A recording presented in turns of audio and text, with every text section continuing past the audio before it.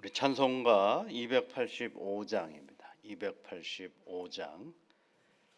주의 말씀 받은 그날 참 기쁘고 복되도다. 285장 찬송입니다. 주의 말씀 받은 그날 참 기쁘고 복되도다. 이 기쁜 마음 못 이겨서 온 세상에 전하노라. 기쁜 날 주 나의 죄 다 씻은 날 늘 깨어서 기도하고 늘 기쁘게 살아가리. 기쁜 날 주 나의 죄 다 씻은 날 이 좋은 날 내 천한 몸 새 사람이 되었도니 이 몸과 마음 다 바쳐서 영광의 주를 섬기리. 기쁜 날 주 나의 죄 다 씻은 날 늘 깨어서 기도하고 늘 기쁘게 살아가리. 기쁜 날 주 나의 죄 다 씻은 날 새 사람 된 그날부터 평안한 마음 늘 있어서 이 복된 말 전하느니 나의 본분 삼았도다. 기쁜 날 주 나의 죄 다 씻은 날 늘 깨어서 기도하고 늘 기쁘게 살아가리. 기쁜 날 주 나의 죄 다 씻은 날.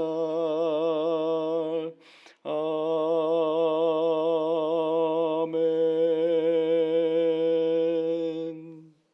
하나님 아버지, 저희들에게 새날을 허락하여 주셔서 감사를 드립니다. 눈을 떠보면 어김없이 우리에게 새날이 와 있는데 이 날은 하나님이 우리에게 주신 선물이요 귀한 하나님께서 우리를 위하여 베풀어 주신 은혜인 것을 오늘도 기억하고 성실로 이 하루를 아름답게 수놓아가는 우리 모두가 되어 줄 수 있도록 주 하나님께서 돌보시며 이끌어 주시옵소서. 사랑하는 주의 자녀들이 이른 아침에 하나님 앞에 나와 간구하오니 부르짖는 자에게 응답하시는 여호와 아버지 하나님께서 크고 은밀한 일로 함께하여 주셔서 내 살아계신 하나님으로 인하여 영광과 찬송을 하나님께 돌리며 나아가는 복된 날이 되게 역사하여 주옵소서. 이른 아침에 하나님 앞에 간구합니다. 연약한 우리의 육신을 위하여 기도하오니 하나님이 내게 주신 이 몸을 건사하기에 어려움이 없도록 건강으로 함께하여 주시옵소서.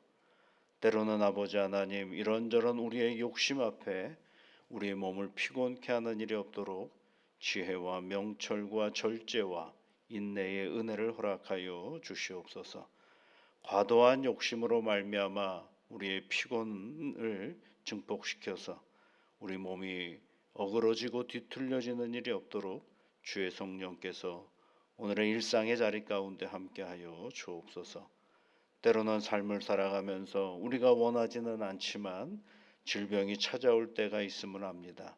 성령 하나님, 당황하여 그 모든 시간을 불안과 불만으로 허비해 버리는 것이 아니라 치유의 시간, 회복의 시간으로 선용할 수 있는 담대한 용기와 지혜를 허락하여 주시옵소서.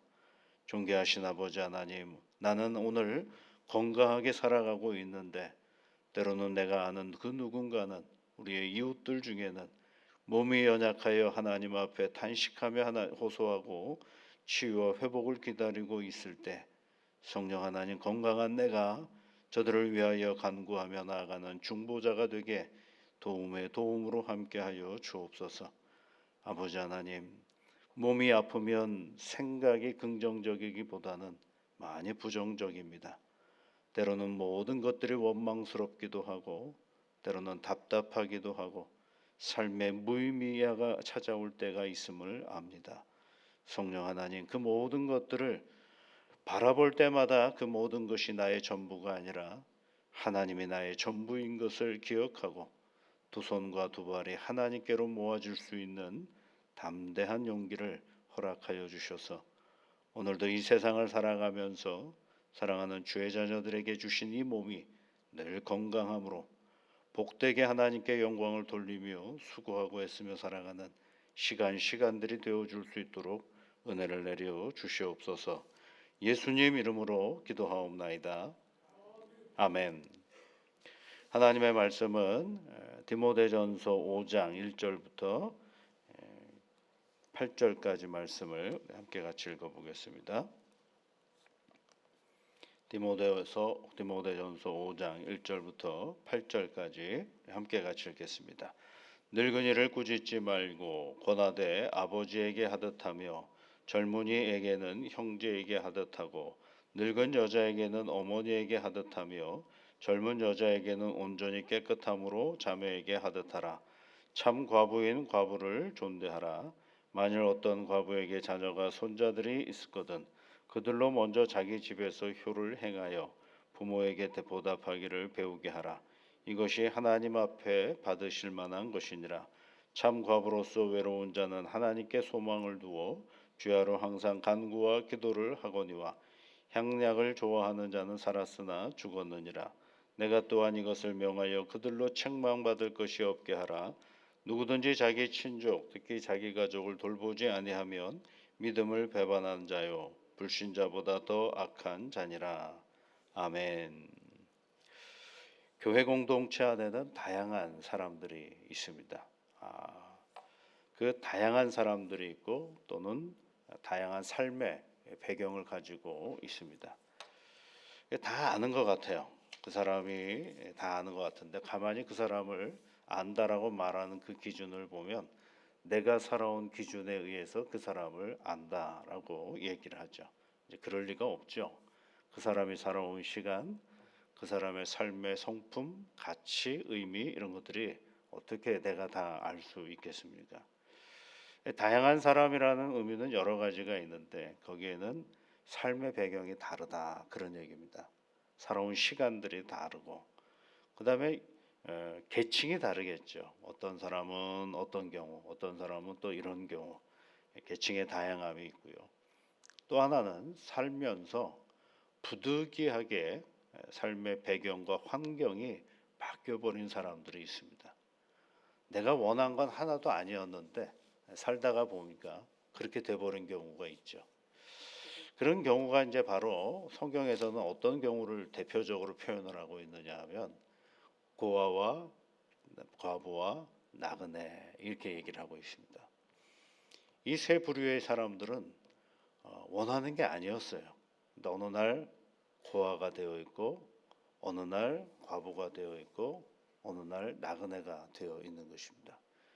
여기에 대해서 이런저런 가치 평가를 할 수가 없는 삶의 배경이죠. 근데 우리는 거기다 대고 이런저런 가치 평가를 매기죠. 그러면 왜 이런 일들을 하나님께서 관심을 가지셨느냐 하면 그 부득이함이 있거든요. 원하지 않는, 어쩔 수 없는, 내가 감당할 수 없는 상황들이 우리에게 다가올 때가 있거든요. 이제 그런 관계들, 그런 사람들이 에 대하여 신앙의 길을 걸어가고 있는 교회 공동체는 어떠해야 하는가를 잘 설명해 주고 있는 것이 바로 오늘 디모데 전서에 있는 이런 내용입니다. 누구나가 다 될 가능성이 있는 자리이거든요. 단지 누가 좀 빨리 했느냐 또는 덜 갔느 늦게 가느냐 그 차원의 이제 문제죠. 근데 사람 따지고 보면은 이런 부분들에 있어 부득이하게 바뀌는 이런 관계에 있어서 하나님은 굉장히 예민하게 관심을 가지신 걸 우리가 알 수가 있어요.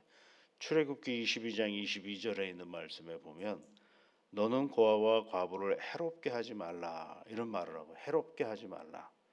네가 만일 그들을 해롭게 함으로 그들이 내게 부르짖으면 내가 반드시 그 부르짖음을 들을지라.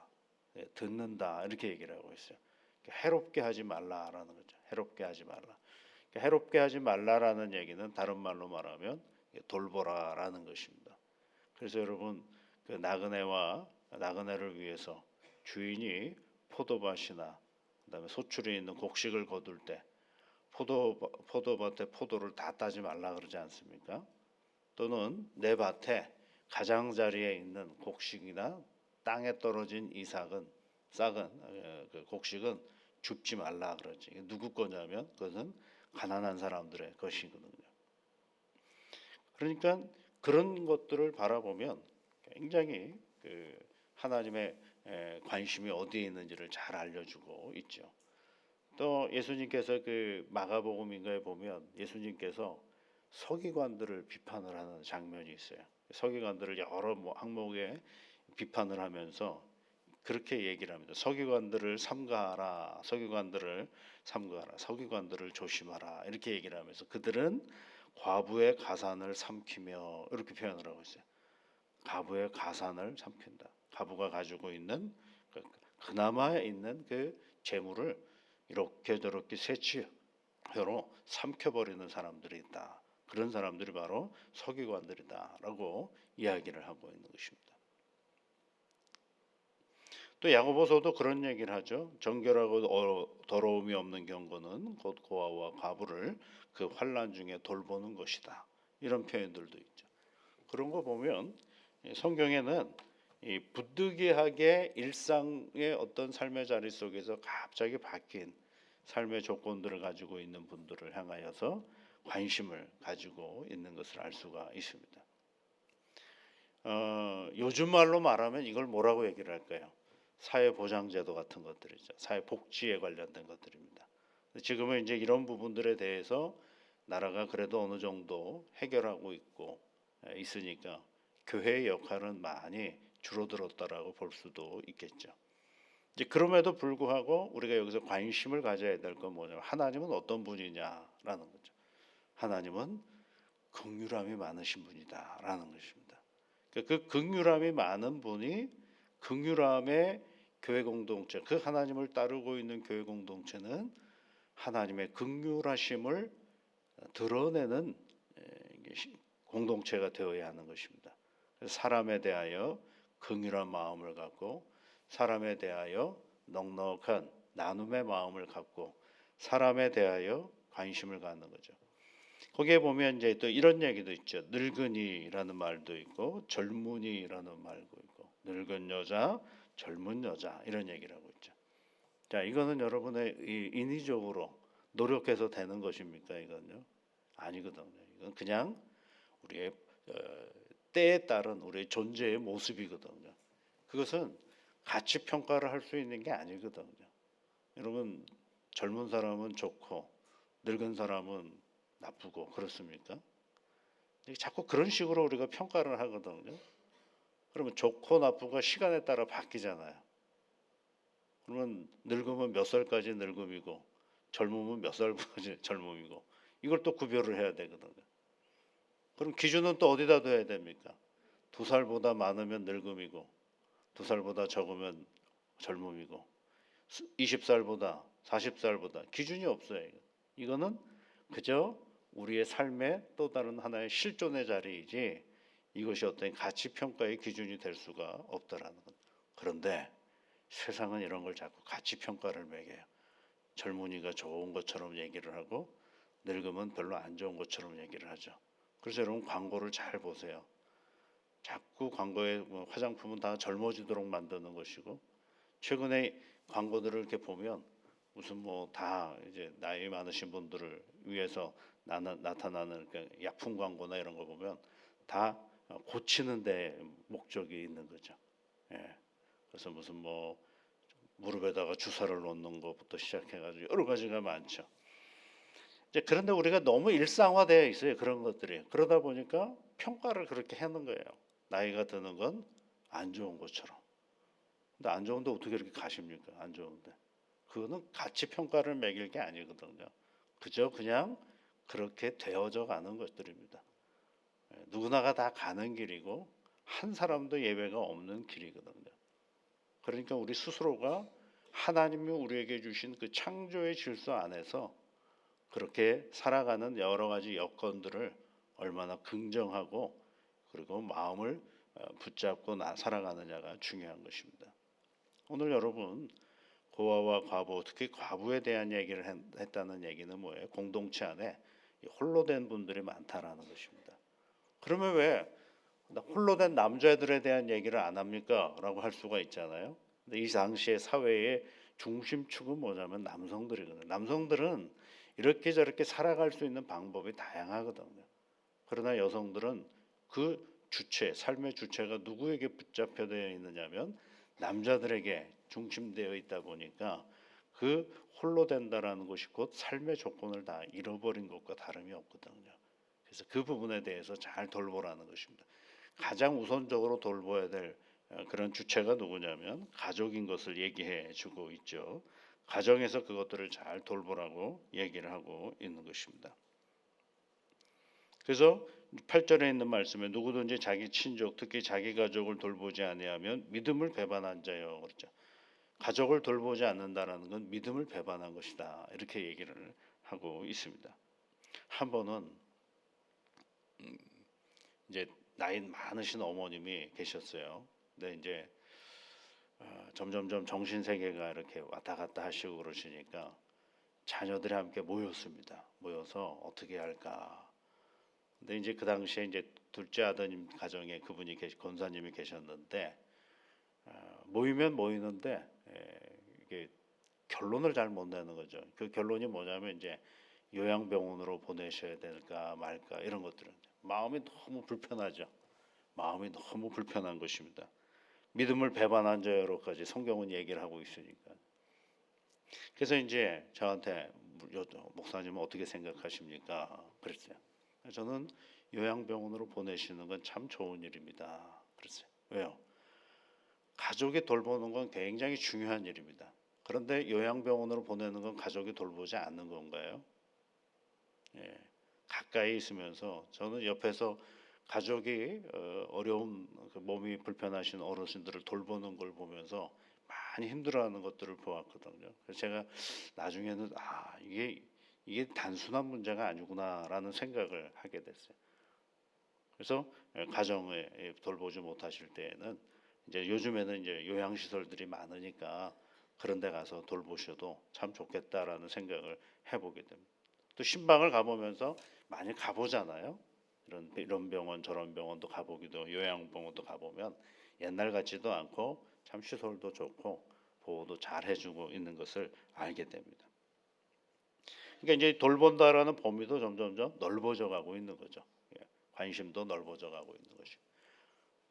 전에 그 만났던 목사님도 그런 얘기를 하시더라고요. 이제 거기도 이제 아버님이 좀 편찮으셨는데 그래서 이제 아버지가 아들이 목사니까 도저히 이제 뭐 어떻게 할 수가 없어서 요양병원으로 이제 보내시려고 그랬더니만 미국에 있는 딸이 오빠들을 막 책망하면서 어떻게 그럴 수 있느냐라고 얘기를 했어요. 그래서 자기가 돌보겠다고 미국에서 왔어요. 한 달 만에 다시 돌아갔잖아요. 그죠?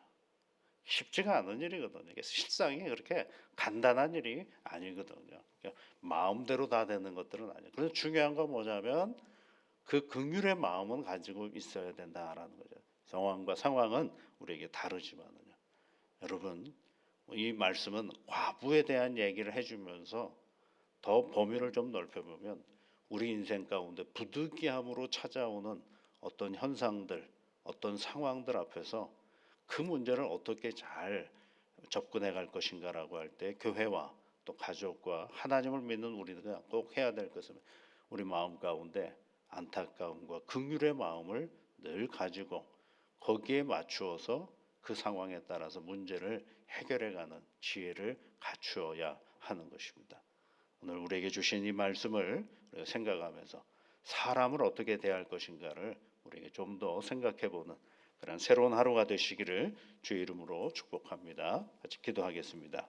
하늘에 계신 우리 아버지, 아버지의 이름을 거룩하게 하시며 아버지의 나라가 오게 하시며 아버지의 뜻이 하늘에서와 같이 땅에서도 이루어지게 하소서. 오늘 우리에게 일용할 양식을 주시고 우리가 우리에게 잘못한 사람을 용서하여 준 것 같이 우리 죄를 용서하여 주시고 우리를 시험에 빠지지 않게 하시고 악에서 구하소서. 나라와 권능과 영광이 영원히 아버지의 것입니다. 아멘.